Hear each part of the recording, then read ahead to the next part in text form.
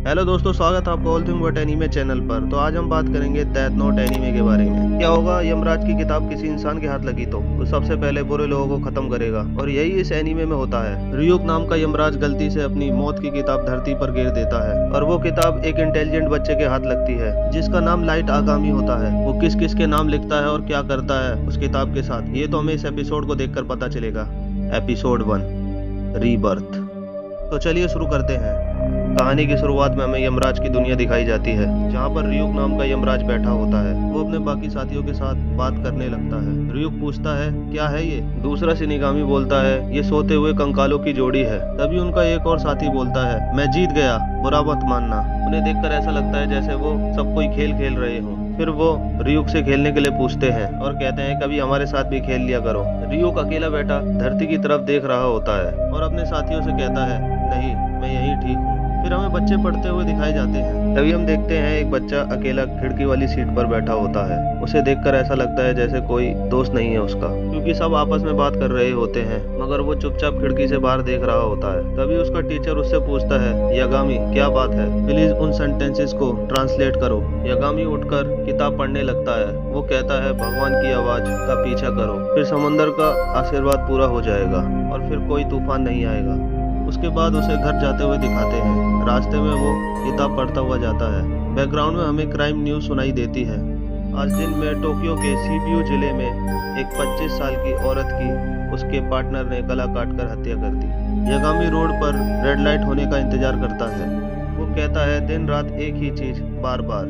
वो न्यूज की बात कर रहा होता है। रियुक ये सब कुछ देख रहा होता है। वो कहता है, ये बहुत घटिया है। यागामी और रियुक वो दोनों एक साथ बोलते हैं, ये दुनिया घटिया है।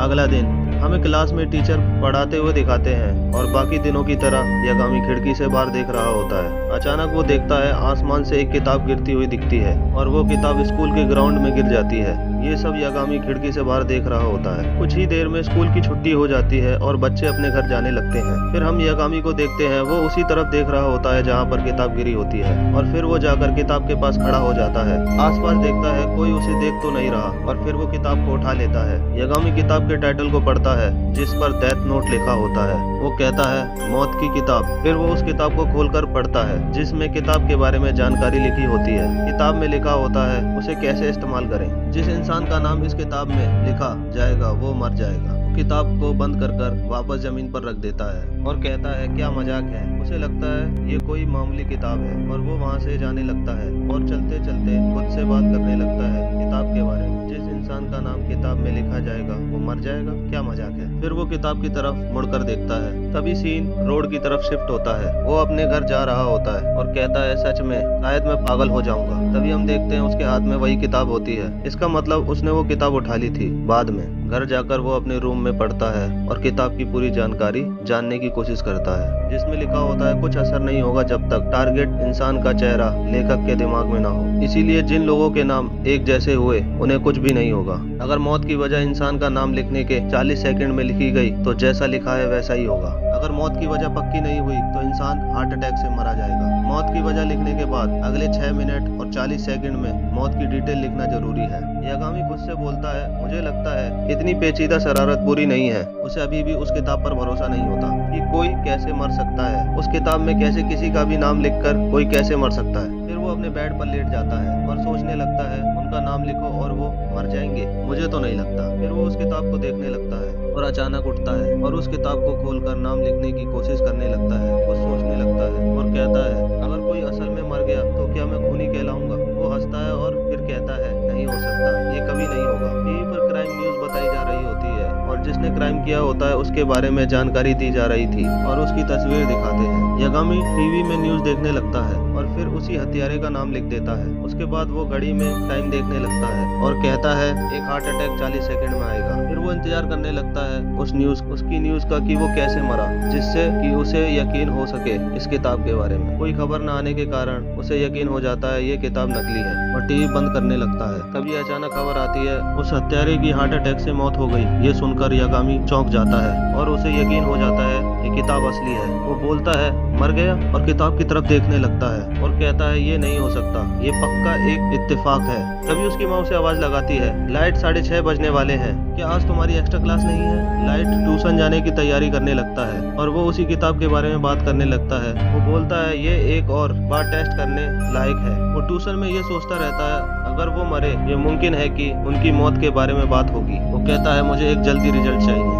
वो देखता है ट्यूशन में कुछ हरामी लड़के एक लड़के को परेशान करने लगते हैं और उससे पैसे मांगने लगते हैं। लाइट सोचता है क्या मैं उसे मार दूं? उस लड़के का नाम सुदो होता है। फिर वो मन में बोलता है नहीं, जिन लोगों को मैं जानता हूँ उन्हें नजरअंदाज करना बेहतर होगा। लाइट सोचता है अगर उसके जैसे एक दो लोग मर भी जाएं तब भी किसी को घंटा फर्क नहीं पड़ेगा। उसके बाद ट्यूशन की छुट्टी हो जाती है। लाइट अपने घर जाने लगता है। लाइट रास्ते में चलते चलते सोचता है उनमें से हर एक को मारकर मैं समाज के लिए काम करूंगा। एक बाइक का ग्रुप एक लड़की को घेर लेता है। वो लड़के उस लड़की को छेड़ने लगते हैं। लाइट शॉप के सामने से ये सब देख रहा होता है और फिर वो अंदर चला जाता है। उन्हीं ग्रुप में से एक लड़का उस लड़की के गले में बेसबॉल बैट से लॉक लगा देता है। फिर वो लोग उस लड़की के साथ जबरदस्ती करने लगते हैं। स्टोर के अंदर से लाइट उनमें से एक लड़के का नाम लिख लेता है और फिर कहता है चलो अब देखते हैं क्या होगा। जब बाइकर ग्रुप उस लड़की को छेड़ रहा होता है तभी उनमें से एक लड़का अपना नाम बता देता है। वो लड़की उन लोगों से बचकर भागने लगती है। तभी वो लड़का उस लड़की का पीछा करने लगता है। अचानक एक ट्रक आकर उसे ठोक देता है। लाइट ये देखकर चौंक जाता है और कहता है ये साबित हुआ डेथ नोट असली है।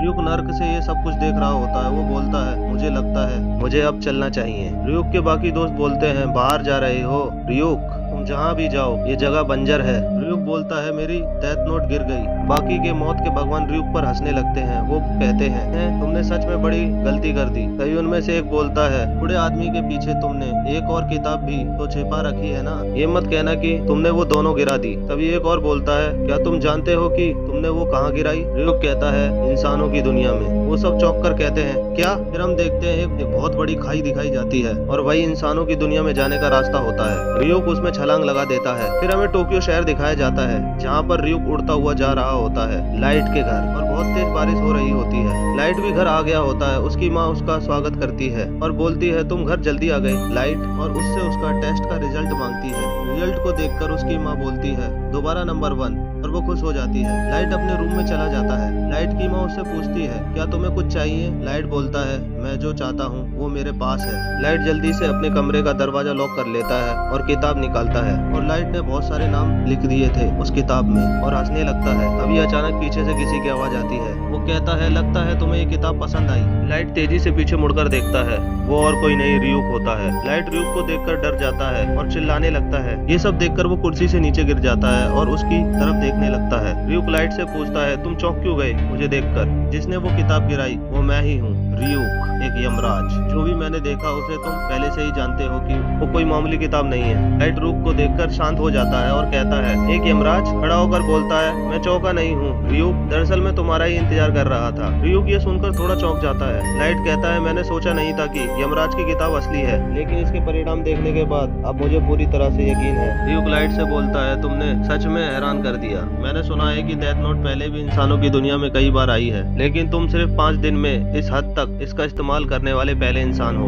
और उसे बताता है बहुत सारे लोग इसे इस्तेमाल करने में ही बहुत ज्यादा डरते हैं। लाइट रियुक से कहता है मैं तैयार हूँ। मैंने एक डेथ नोट का इस्तेमाल किया ये जानते हुए कि वो एक यमराज की है और अब यमराज यहाँ है तो मुझे क्या होगा? क्या तुम मेरी आत्मा ले लोगे? रियुक लाइट से कहता है मैं तुम्हें कुछ नहीं करने वाला। एक बार डेथ नोट इंसानी दुनिया में आ जाए फिर वो इंसानी दुनिया की हो जाती है। रियुक बोलता है अब ये किताब तुम्हारी है। अगर तुम्हें नहीं चाहिए तो इसे किसी दूसरे इंसान को दे दो, लेकिन अगर ये तुम करते हो तो डेथ नोट की सारी यादें तुम्हारे दिमाग से मिट जाएंगी। लाइट रियुक से बोलता है तो डेथ नोट का इस्तेमाल करते हुए मुझे कुछ नहीं होगा ना? रियुक कहता है खैर अगर कुछ है तो वो ये है कि जिस इंसान ने डेथ नोट का इस्तेमाल किया होगा वो सिर्फ डर और दर्द को महसूस करेगा और उसे ये भी बताता है जब तुम मरोगे ये मेरे पास आ जाएगी तुम्हारा नाम मेरी डेथ नोट में लिखने के लिए। रियुक उसे चेतावनी भी देता है एक पल के लिए भी मत सोचना कि वो कोई इंसान है। जिसने डेथ नोट का इस्तेमाल किया वो स्वर्ग जाएगा या नर्क, बस यही सब। और फिर रियुक हंसने लगता है लाइट को देखकर। कहता है तुम्हें इसके बारे में पता चलेगा तुम्हारे मरने के बाद। तभी उसकी माँ उसे आवाज लगाकर बुलाती है लाइट। रियुक कहता है चिंता मत करो।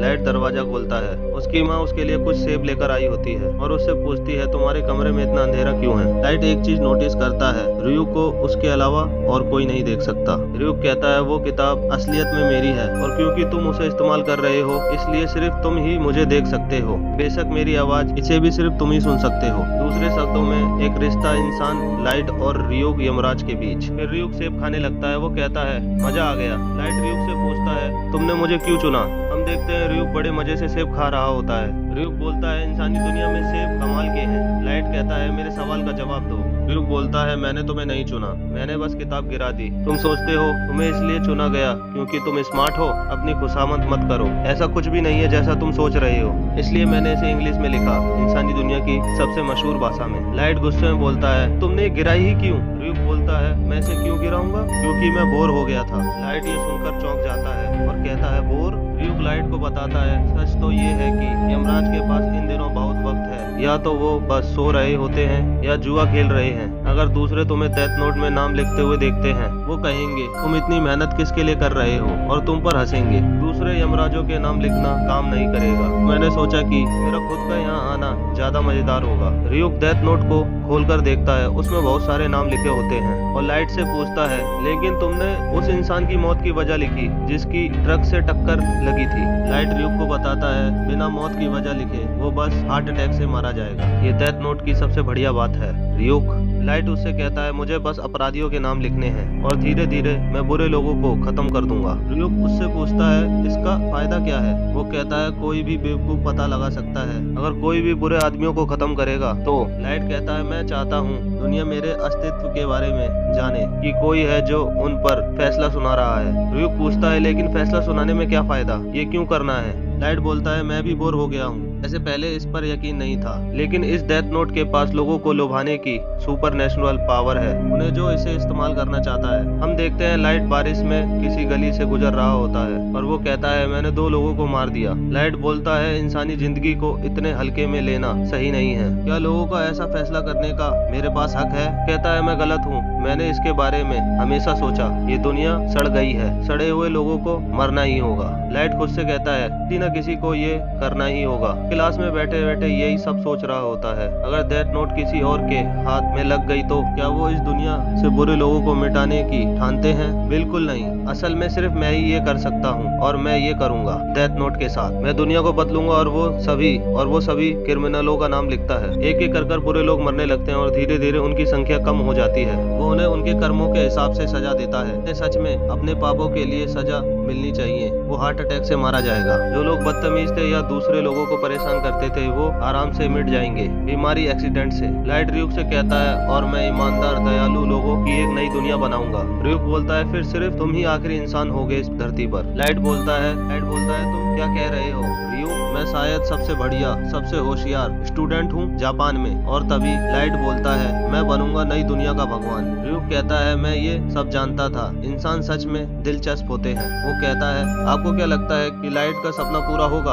और क्या वो बुरे लोगों को मारकर एक अच्छे इंसानों की दुनिया बना पाएगा। ये जानने के लिए आपको हमारे चैनल को सब्सक्राइब करना पड़ेगा। इसके साथ हमारा पहला एपिसोड खत्म होता है। अगर आपको हमारी वीडियो अच्छी लगी तो चैनल को सब्सक्राइब और वीडियो को लाइक करें। मिलते हैं अगले एपिसोड में।